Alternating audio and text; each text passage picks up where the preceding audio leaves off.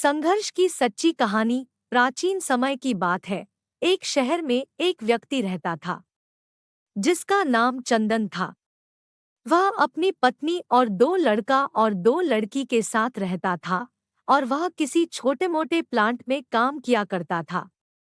चंदन और उसकी पत्नी खुशी खुशी अपना जीवन व्यतीत कर रहे थे। समय का चक्र बीत रहा था और उनके लड़का लड़की बड़े होते जा रहे थे। जब उसकी बड़ी बेटी कक्षा 5 में पढ़ रही थी, तभी एक दिन स्कूल की छुट्टी के समय जब वह लड़की सीढ़ियों से नीचे उतर रही थी, तभी पीछे से किसी लड़की से धक्के लगाने पर वह सीढ़ी से नीचे गिर गई, जिसके कारण उसके पैर में चोट आ गई। जब लड़की घर पर लंगड़ती हुई आई तो उसके पिता ने पूछा, क्या हुआ? तभी लड़की ने उन्हें पूरी बात बताई।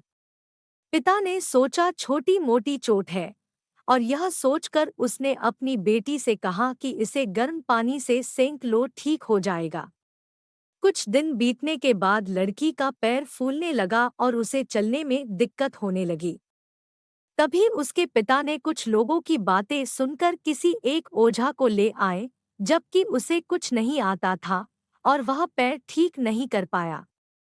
कुछ समय बीतने के बाद जब उसकी लड़की की हालत और ज्यादा खराब होती जा रही थी, एक दिन जब उसके पिता अकेले कहीं बैठे हुए थे, तो वह मन ही मन सोच रहे थे कि क्या करें। तभी सोचते सोचते उनके दिमाग में आया, क्यों ना डॉक्टर से दिखाया जाए। तभी दूसरे दिन वह अपनी लड़की को लेकर वहीं पास के अस्पताल में जाते हैं।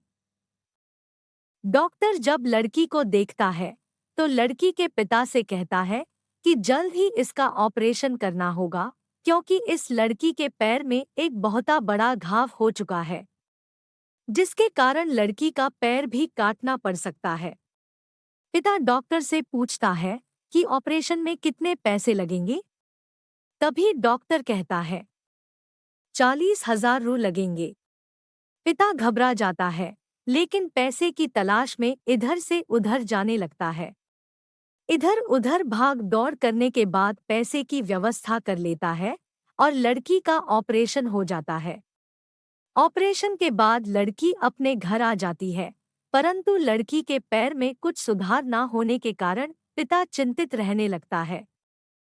इसी तरह 4 साल बीत जाता है तथा पैर में लाख लाख रुपए लगाने के बाद भी लड़की का पैर ठीक नहीं होता है, जिस कारण से पूरा परिवार दुखी रहने लगता है। कुछ समय बीतने के बाद लड़की का विवाह हो गया और लड़की के जीवन में खुशहाली आ गई।